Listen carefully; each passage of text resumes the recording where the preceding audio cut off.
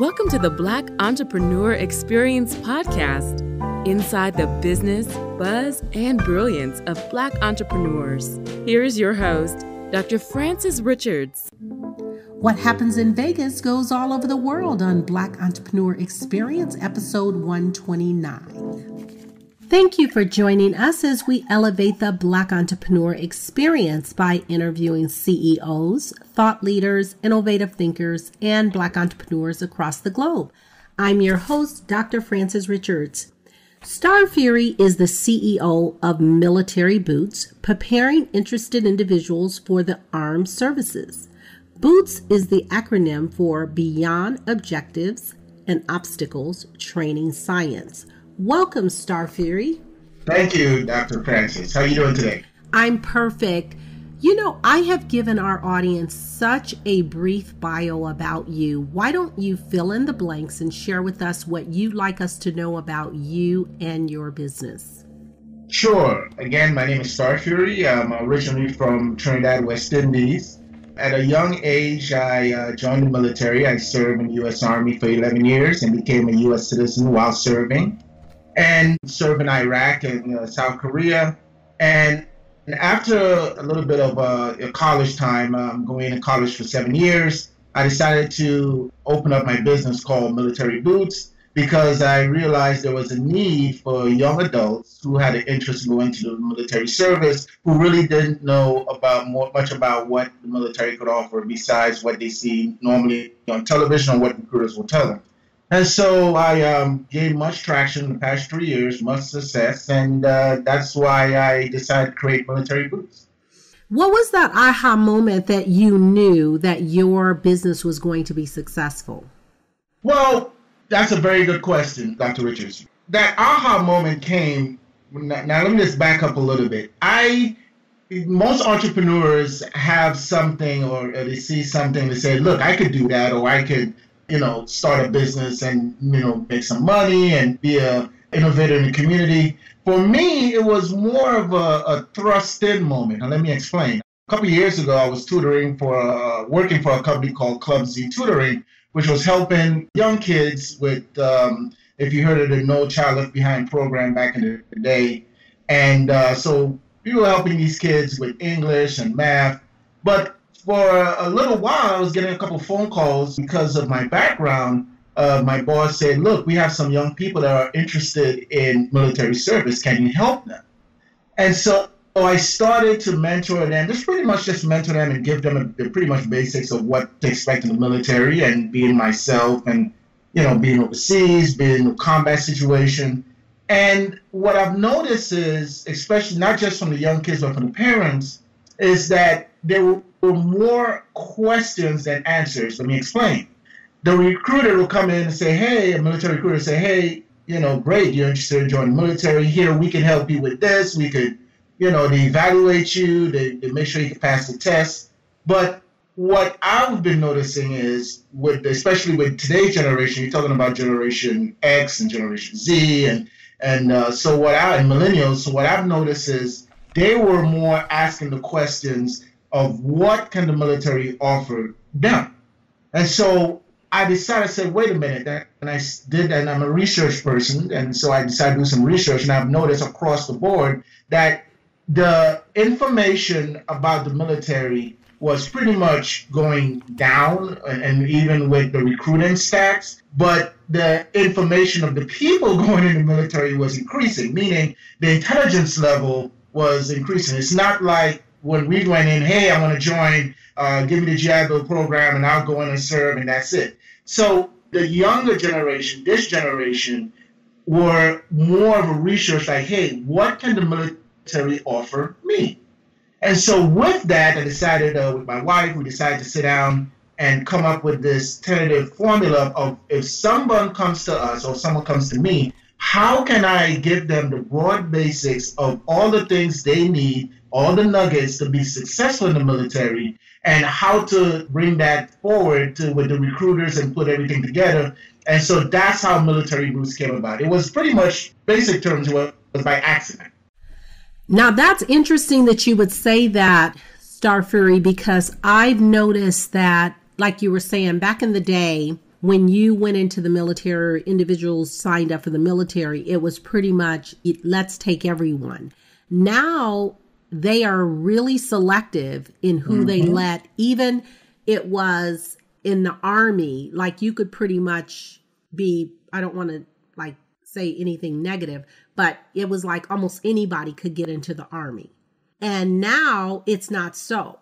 Like they're pretty selective, because a lot of people were just going into the military because they couldn't get a job or whatever. Now they are pretty selective of who they allow in. Is that true or false? You're absolutely correct, Dr. Richards, but it's to a certain extent. And here's why. Now, yes, we are living in a technological age, or they call it the new Renaissance, right? Where, we have advancements. I mean, back in the day, you and I can remember the encyclopedia was, you order encyclopedia, I had it, you probably had it, and you would read like one is A, B, and C of the encyclopedia, one every month. That's what I used to do, right? And that's where the information came from. And so I lived through the generation of computers, cell phones, the internet, all of these things. Today, as I explain to my clients, everything you need to find out about the military, Department of Defense, or any other military in the world, you can get it on your cell phone. So what that means is the intellectual process of this generation has changed. So yes, the military has changed to that and said, wait a minute, we recognize that we have to cater not only to the advancement we're making, but to the professional, or I call it the military personnel as well. The reason I say it's halfway to your inquiry is they're still not meeting that quota. Why not still meeting that quota? Well, because of the advancement, any young person could say, I don't need to go in the military. I could go to college, live with my parents, and, be an entrepreneur, work for NASA, work for Google, Amazon, and be successful, right? So now the military is like saying, okay, how can we match the Generation X? How can we match them, right, to this prowess of the new military, the new advancement, the robotics, now we're talking about spacefaring, all these things. How can we do that? Well, you have to go where their needs are, right? So yes, the military has cut back, especially the Army and the Air Force, especially. They have really cut back and said, look, we're only looking for these particular people who are interested in being a drone pilot, cyber warfare, these type of things. I had a young man who just went in the Air Force that I mentored for cyber warfare. He was actually going to go into linguistics, and I told him, you may want to choose cyber because, you can come out and get a good job, that type of thing. So yes, they are being selective. But again, is being selective still doesn't mean you're meeting your quota, right? And so that's where I come in and say, look, I could build a bridge on showing a person why going in the military will benefit them, not only through their military service, but even after that. Do you have a government contract with the military? Actually, no. And that is actually, I know that's kind of surprising because I've been in talks with them for a year. And right now, because, well, especially now we're talking about war, right now they're working with me to find out what would be the best fit in order to make this a broad base, because we're talking about the pool of recruits and where am I getting my pool from. And I told them, I said, look, I'm getting it from right here on the ground. That's why I name it military boots on the ground. I'm talking to people in the community. So no, to answer your question, no, but we're in the talks about it right now. Excellent. What problem, Starfury, exists in the world today that you would like to solve? Ooh, pretty much inequality. That if you were giving me a task to solve one particular thing, it would be inequality. And I think we have this persona of, sadly but true, that because of one's demeanor, because of where we are, people are still being judged. And I'm a big component, no matter where I go, no matter where I work, or how I engage with the community and the public, that, we have to look past that. We have to really start being diverse and inclusive in everything that we do. So that's one of the things I would definitely tackle as well, inequality. Tell us what you are most grateful for now in your life. Well, there are a couple of things I'm actually grateful. One is my family, my wife and son. My son is 5. Being able to get to this point in life, to actually have a family, living in a home. That's one thing I'm grateful for. 2 is my community, my church, the city of. I live in the city of Corona, so I reach out to the city council and the different entities, the NAACP, the American Legion, and my parent and broad-based family. I think community to me is vital for anyone to grow and extend in their lifetime. So those are the things I'm grateful for. Tell us, what are you reading right now? Okay, I'm reading, and I started 2 months ago, and I have to finish it. One of the things I'm reading is How to Stay Out of Jail. Oh my gosh. I have a background, a master's in filmmaking and sound engineering. So film and television is also communications, pretty much, is my broad core of everything I do. So one of the characters from Breaking Bad and Better Call Saul, one of the lawyers, the characters wrote a book about how to stay out of jail by using an attorney. And it's pretty interesting because it gives you the broad base of why you need to get an attorney in life, no matter what happened. It doesn't matter how small or big the incident is. But so the book kind of gives you this basic knowledge of why hiring an attorney will be beneficial than going to court by itself.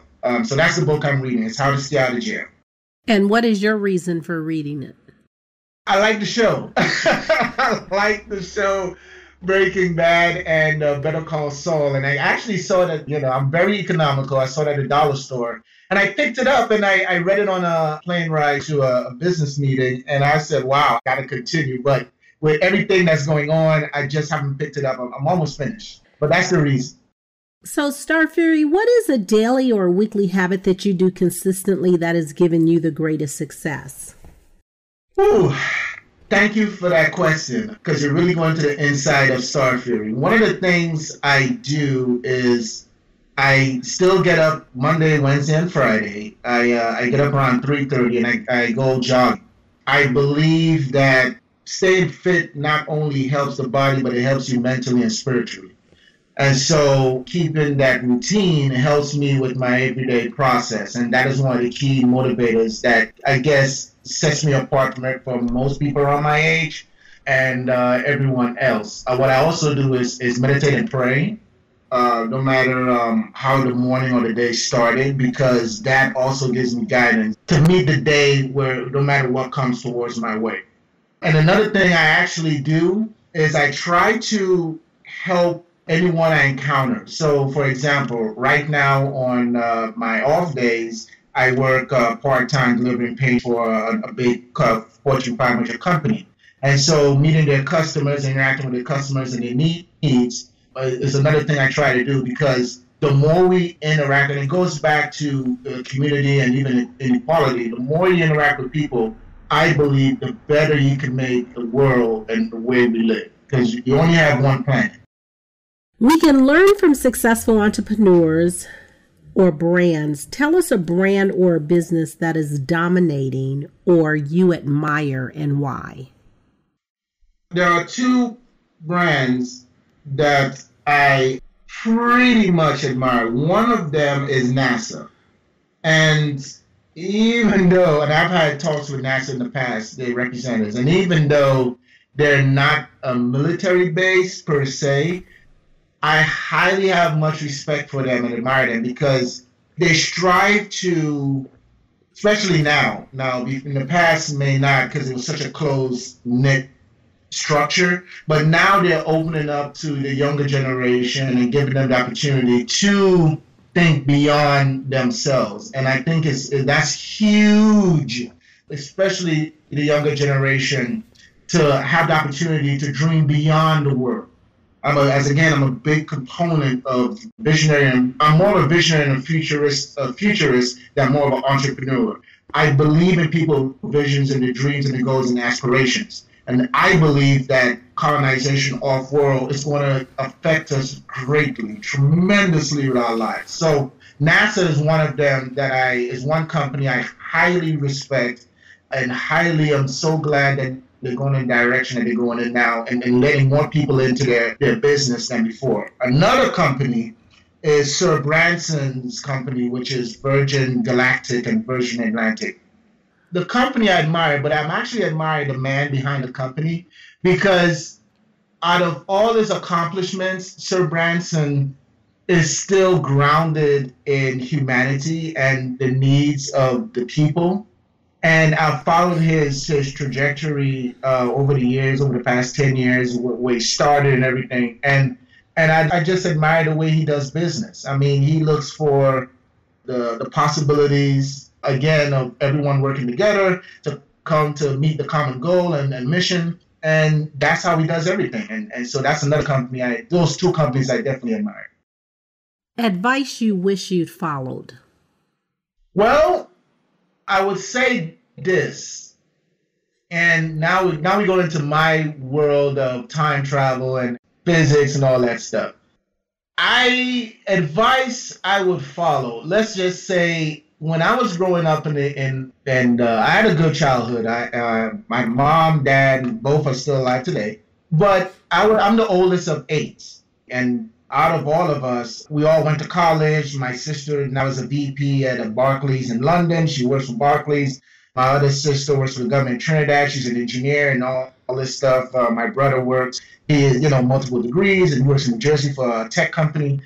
But being the oldest and the first, you really don't have that path of, you're coming from a poor family and parents trying to make it. There wasn't any advice. There were no mentors around. It was just, hey, figure it out and work with it. So now, if I could go back and give myself some advice, one of the things I would definitely tell myself is to go to college before I went in the military. Now, I know that contradicts everything I believe in that now, but it's the reason I would tell myself that is because I probably would have extended more in my career, I've done more in my career than being a sergeant. I've probably been an officer. And so that also goes back to the company Military Boots, is I want to give the young adults the opportunity to be so much more, give them all the things I've never had in the military service. So one of the key things I would tell myself is to go to college. Before I went into service, or one of the reasons I went into service is because my parents couldn't afford to send me to college. I was accepted to Fisk University in Tennessee, one of the predominantly black HSBCU colleges. I was accepted to Iowa State. I was accepted to Maine University. So I had good grades. I had honors, but I just couldn't afford it.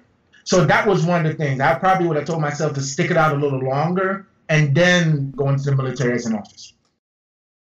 What is your biggest achievement so far in your business? Well, for me at Military Boots, the achievements I take them as they come every day. So as my wife says, you're striving, the achievements come, the wins come, but you got to keep going, right? So one of my measurements was my first contract last year with Chicago, working with the CAPS program. With the help of my consultant, Mr. Don Carton, and his company, we were able to acquire our very first contract last year, and we head out to Chicago for 2 weeks to train young adults in Chicago. That was one of my highest achievements thus far, right? And to be able to interact with the young adults there, especially in, the south part of the Chicago, where all the incidents are happening, and even working with the recruiters and, helping them out. The reason why that was my biggest accomplishment with my company is because I was able to function and give the service to the people that needed it the most, okay? And I say that with a whole heart, that we were able, out of the 19 young adults, 6 of them were able to pass and tentatively get into the military, pass the exam, get into the military. Now people will say, whoa, 6 out of 19. Yeah, but you got to understand, that's in one setting. That's not somebody coming in one day, one at a time, say, hey, I want to go away. No, we sat with these young adults, and out of them, and we're talking about people coming from, and I don't want to say in a bad way, but from very, very negative backgrounds, okay?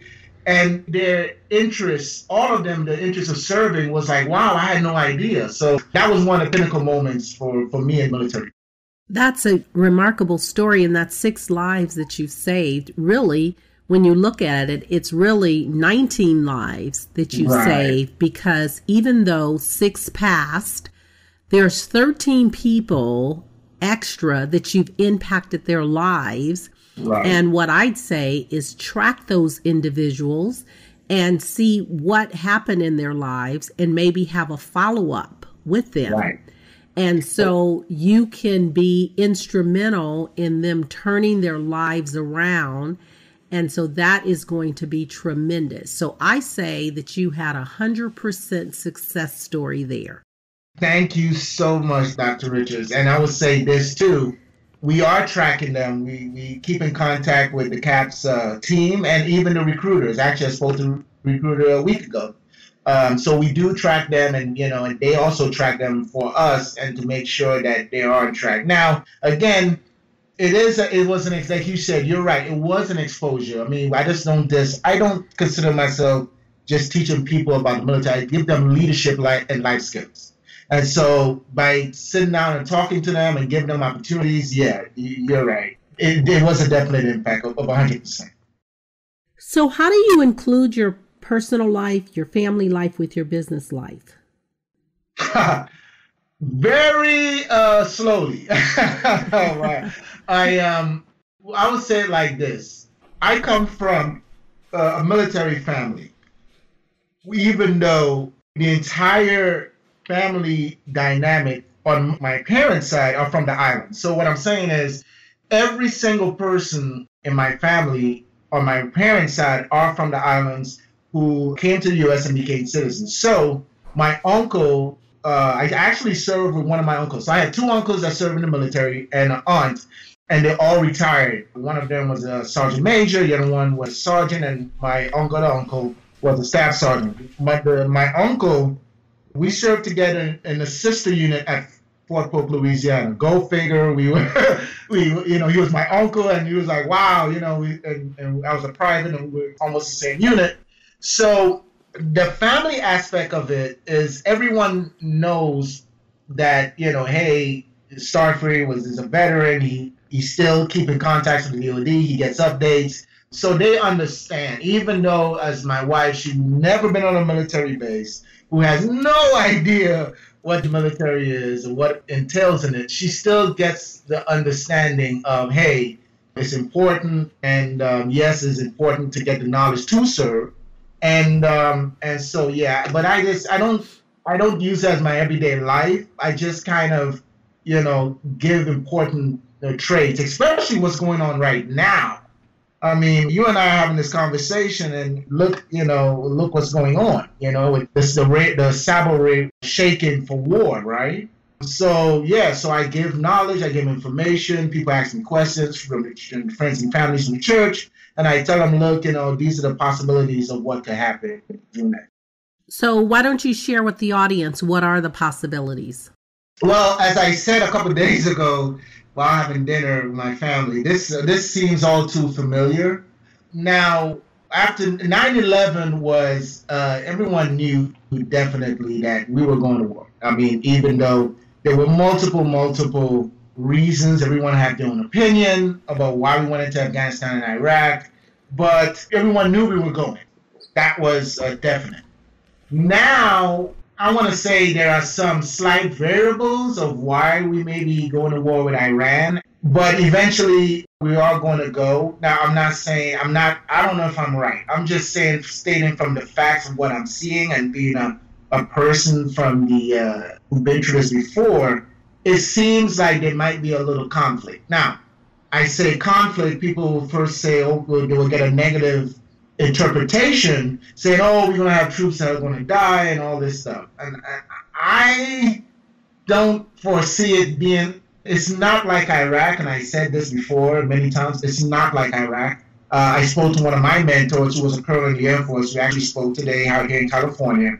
And she said the same thing. She said it's not like Iraq, but it is a different animal, as a commonality, we would say, when dealing with our, on a global stage, our so-called enemy. So yes, we may have been in a conflict. I don't know how long it would be. I don't even know if it's going to happen today, tomorrow, maybe next year. But it's definitely planned out in the stratosphere of the DoD.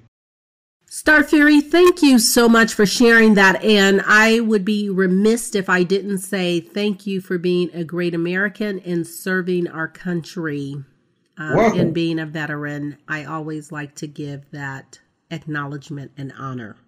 What is one valuable lesson you wish you knew before starting your business? One valuable lesson that I wish I knew before I started my business. That is a very good question. I would have to say, all honestly, I would have loved to know more about the business side of how to effectively run a business. I found this out starting my business, Military Boots, while I'm doing Military Boots, is that not everyone has the fortitude or the knowledge of running a business. That doesn't mean the business won't be successful. That doesn't mean the business won't go far.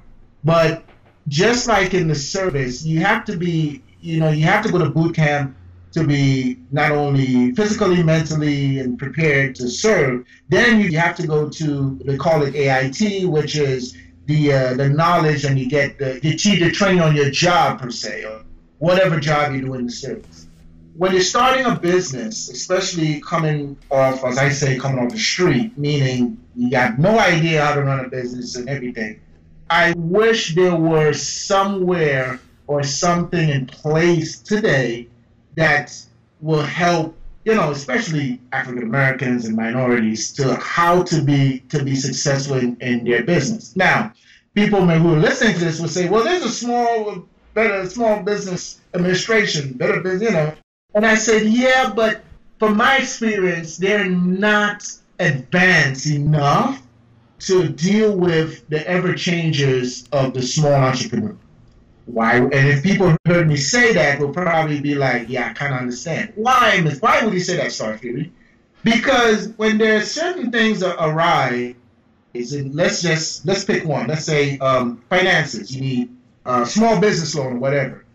The Small Business Administration is not typically set up at that arena to help small business owners to get in that field. Well, people say, well, there's the 8A and all that. Yeah, but again, you have to go and research it and find it. And sometimes even when you research it and find it, which I've encountered, there's not a person in place who would give you the step-by-step to walk you through to do that. Most of the things that I've encountered, I literally had to go and beat down the door and say, hey, you got to help, right?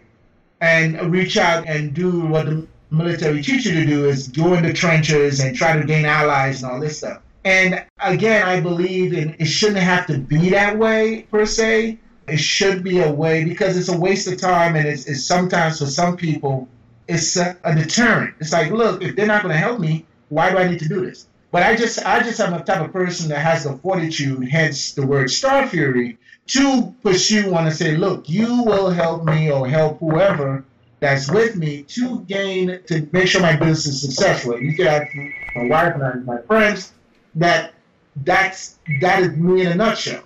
That is what I do. I don't take no for an answer, because if this could succeed, and I know it will succeed in my vision, then I'm going to try to pursue the right person that will help me accomplish that success. But that's one of the things I wish. I've said it many times, if I could restructure my own company or nonprofit to help business owners, I already told people, I said, this is how it's going to be.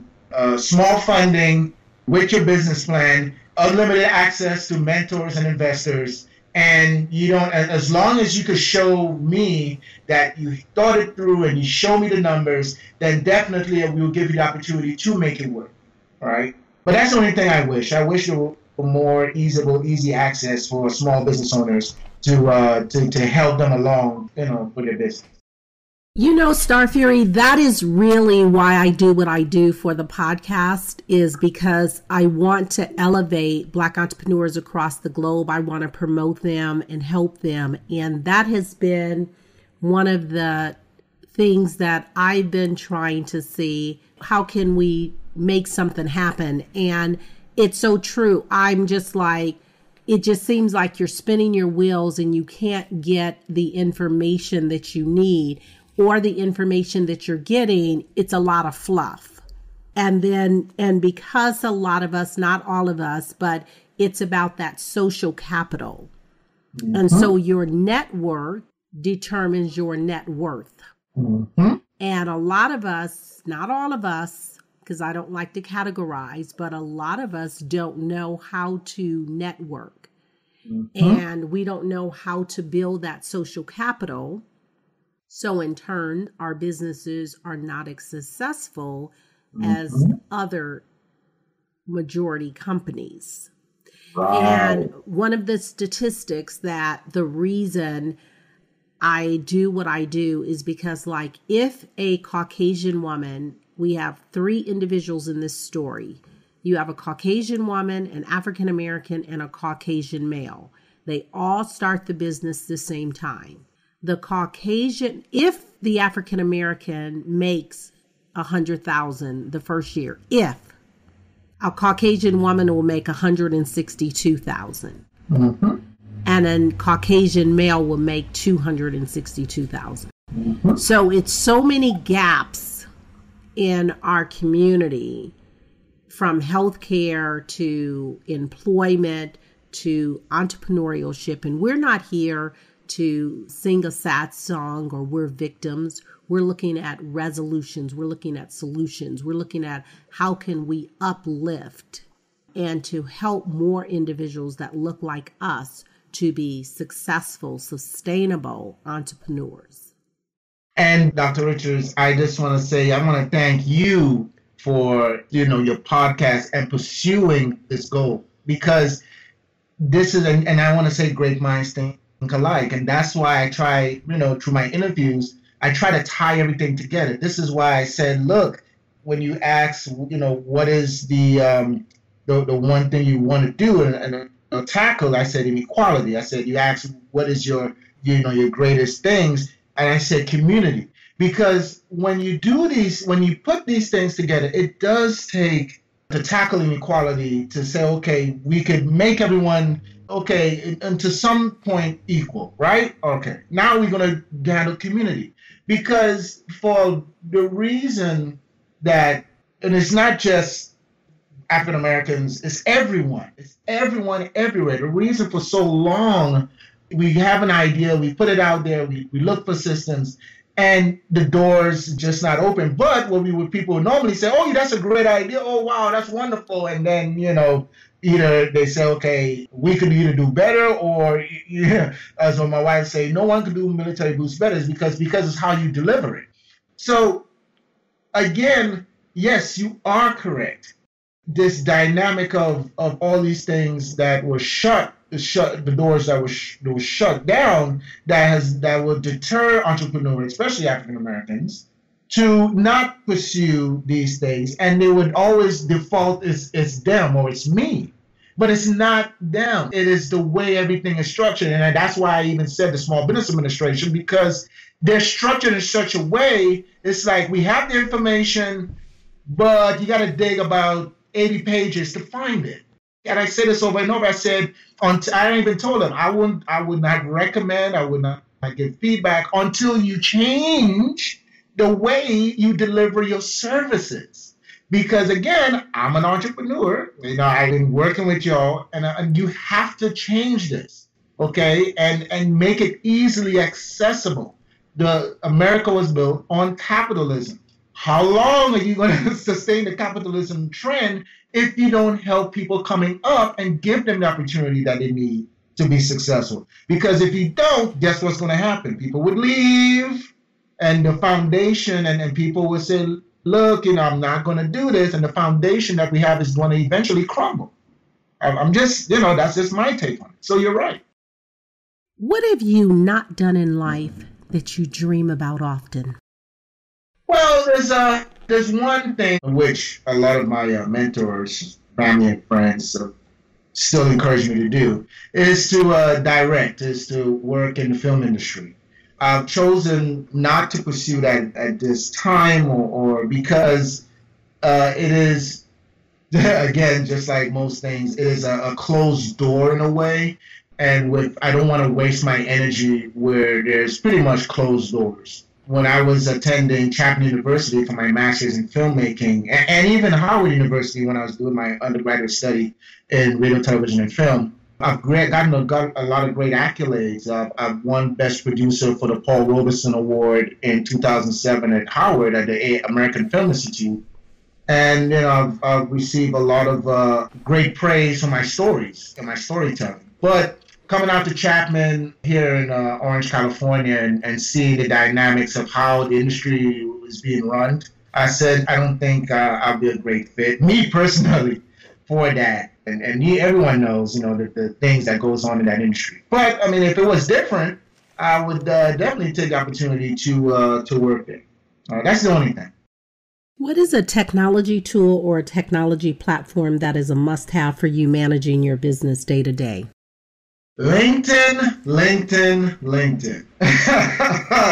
I'm glad you asked that question. LinkedIn to me is the go-to for my business. And here's why.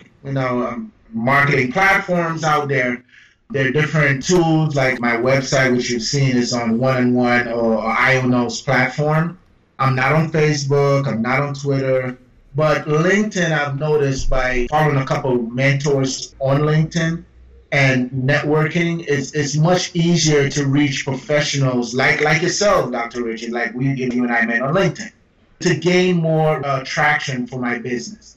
And I really and highly thankful that LinkedIn exists because it also gets me in contact with a lot of active military members, and we get to exchange ideas and how to move forward with my business, what avenues are out there as far as training, different job training, workshops, those type of things, and business workshops as well.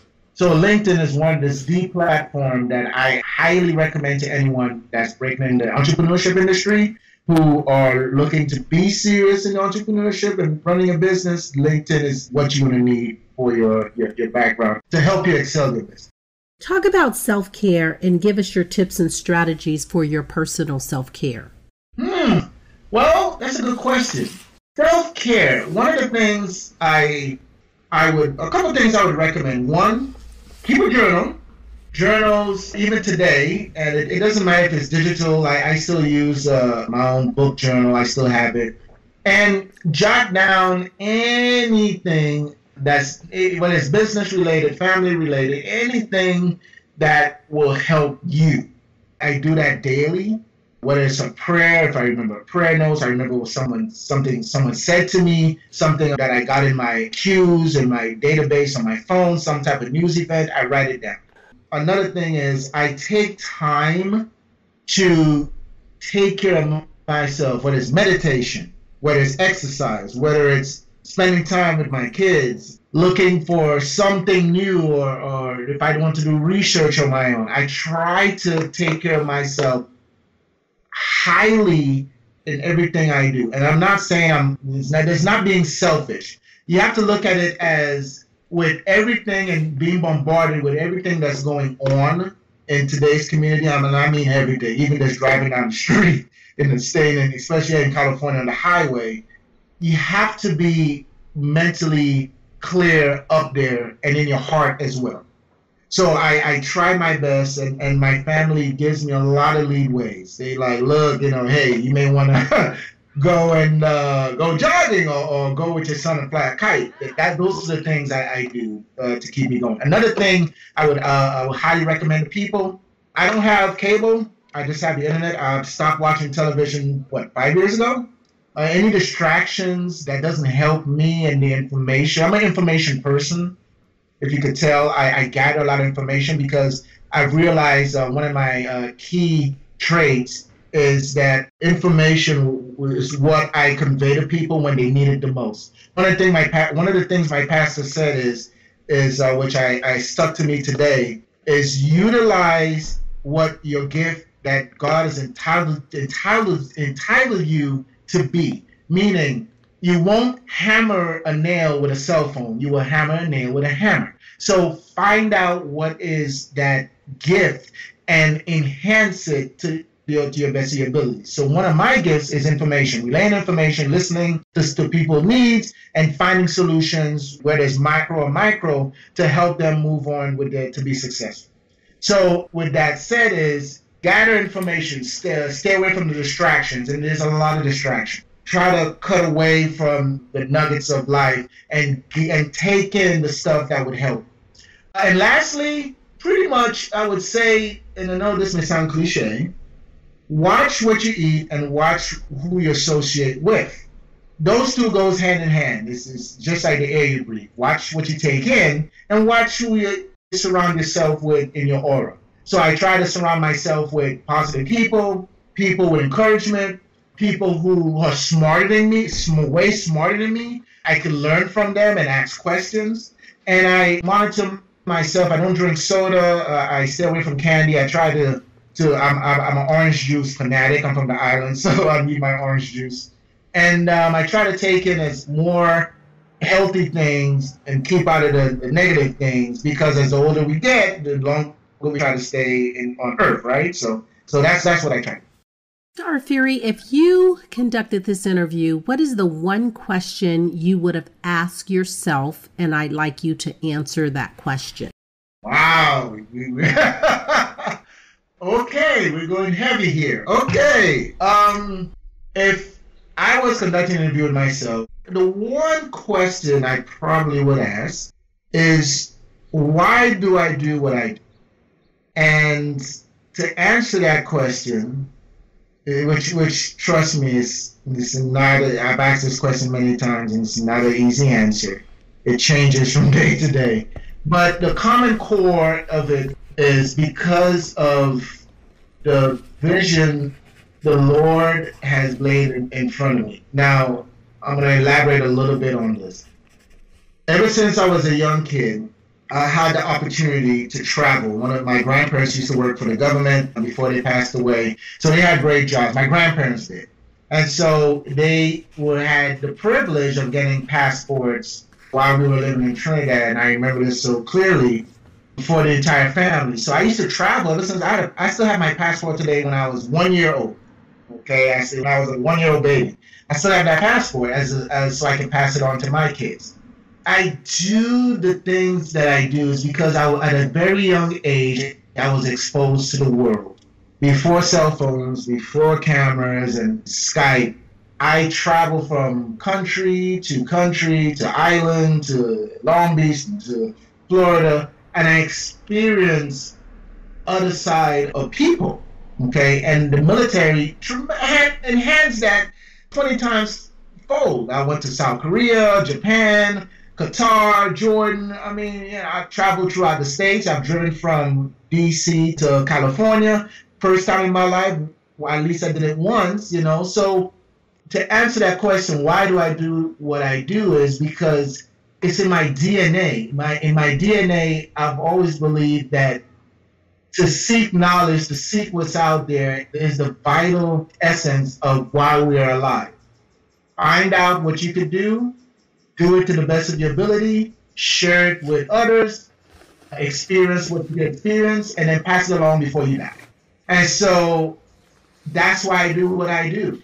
And that's why I'm at this point in my life where I am. I mean, out of all of my friends that I serve with, they still look at me today and say, it's unbelievable.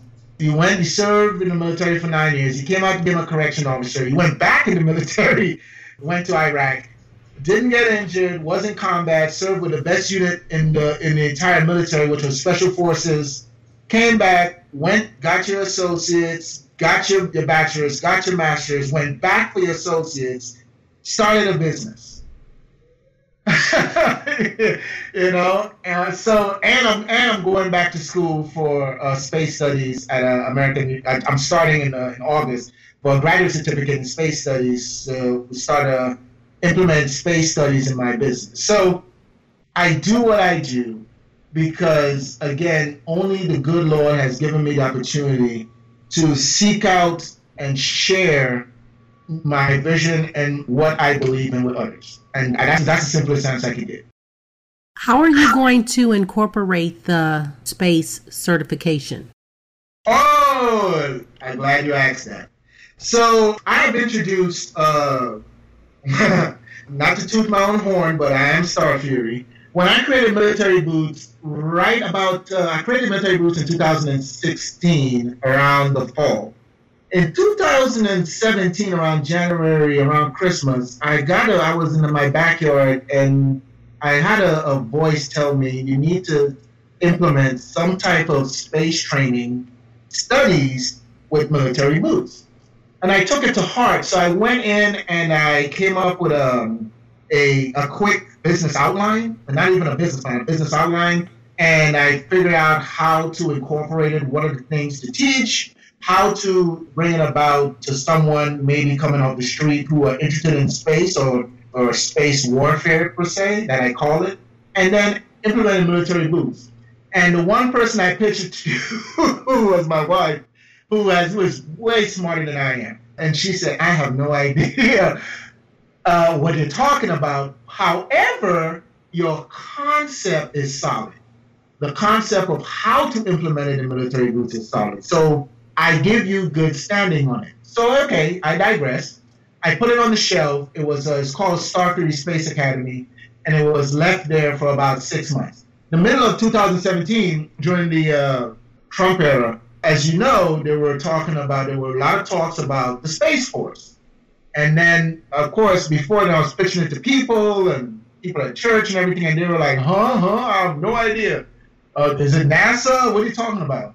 And then, boom, the president said we were going to announce the release of the Space Force.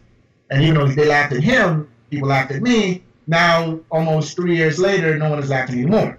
So now, how I'm going to implement it is, I've already started teaching certain aspects of it in Military Boots. The training is called Space and Future Warfare, and it pretty much gives a basic concept of how the military is going to change and start to take everything from the military aspect to the space aspect. So a lot of people don't like saying it. I've said it 3 years ago, we will have combat in space. A lot of people may not know this, but if you do a little bit of digging, there are a lot of companies out of DC. If you look at this, it's called the Space Commerce Federation. If you Google it, there are companies that are starting off tailoring to the DoD for space industries. The foundation of lawyers have started, I don't think, last time I checked was last year, I don't think they're finished. They're actually making a group of laws to govern when we start colonizing in space. And as a lot of people, your listeners may have known, 2 years ago, the world body government allowed space mining to be in law 2 years ago. So if you want to go mining in space and you have a company, you're allowed to do that. They're now training in the state of Columbia. I think Columbia University has started training last year for people who wants to mine in space. So now that, or what people are saying, the second space race is in full gear. So what I'm doing is teaching, what I would want to do is to teach those who have an interest in joining the Space Force how to be prepared and how to change their minds before they get into joining the Space Force administration. It's not going to be easy, but it is simple. If you have a drive to say, look, I don't mind going into space to serve in the military, great, let me show you what is the first thing we want to do. One of my first things, or one of my pitches I teach, is we got to talk about breathing. We're not going to talk about the solar system. We're not talking about all the hard stuff about rockets and all that. We're going to talk about to see if you're physically and mentally ready to go into space. So let's talk about the breathing. One of my first challenges I've said in my training is, how long can you hold your breath if you have to jump from one spacesuit to the next Hey, let's say you're in a space capsule. I said, that's one of the key things you have to learn is to control your breathing because there's no air in space. So these are the things I've already started to implement. And by going to and taking this course, and I'm so excited at American Military University in West Virginia, will definitely get me ready once I get my certificate next year, implement my training. Congratulations. We've come to the part of our interview. It's called Fun Facts Lightning Round. I'm going to ask you a series of questions, and I'd like you to give me very quick answers. Are you ready? Yes, ma'am. The last movie you saw? Avengers Endgame. You relax doing what? Listen to music. Your favorite singer or rapper? Favorite singer? Ooh, PM Dawn. Your favorite dance song? Deadmau5 DJ Michael Woods, I Said. What food you eat every week, no matter what? Ooh, soup. Ramen noodle soup. Your favorite month? July. Thank you so much, Starfury, for joining us. But before we conclude, why don't you tell our audience the best way they can connect with you and do business with you? Well, thank you for the interview, Dr. Richards. I appreciate it. I really enjoyed it. The best way for people to contact me is you can contact me two ways. Well, actually three. One is definitely on LinkedIn under Starfury. That's my LinkedIn profile. You can reach out to me, send me a quick message. Phone number is also on there. Another way you can contact me is through my website, Millie B.O.O.T.S. That's www.milibboots.com. That's www.milibboots.com. Or you can just email me at militaryboots101@outlook.com. That's militaryboots101@outlook.com. Thank you, Starfury. That's a wrap. Thank you, Dr. Francis. And before you go, can I just give a shout out? Absolutely. I'd like to give a shout out to Mr. Cartone with Cartone Associates. He's been greatly effective with my business. He's my mentor. And he runs his own consulting firm. And he works with anyone who has a dream and passion in making sure their business succeed. And I also want to give one more shout out to Stephanie Kendall. She will be working in the future together. Her company, a nonprofit, is All In, where she helps youth and young adults to overcome any type of poverty, depression, and help them any counseling needs that they need in any area, in any setting. Her company is called All In Network. And thank you. Thank you for the shout outs. Thank you for listening and subscribing to Black Entrepreneur Experience. We would love for you to leave a review and rating on iTunes and share with your friends. For show notes and more episodes, go to www.beepodcast.com. Join us next Wednesday, and remember, green is the new black. So keep your bank accounts and your business in the black.